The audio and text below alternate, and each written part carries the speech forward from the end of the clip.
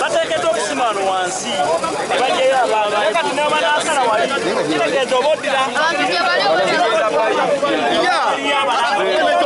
bandibadde basima wano olaba wano wewano ne basima wano basobole okukka wansi.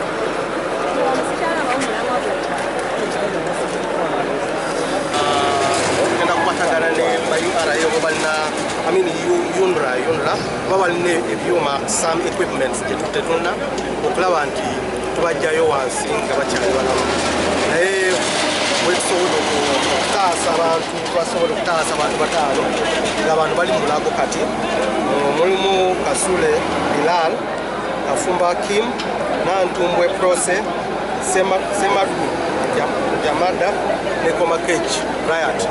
Waliwo omu bwe bajjeyo ng'ali mufu tetunaba kuteekera amanya ge ali kugwanika mulago naye okubataasa abo bakyali wansi tutandise omulimu gw'okubataasa.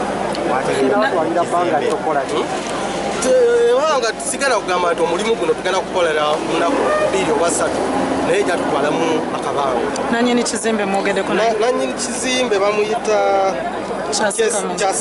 Kyaseka Moses.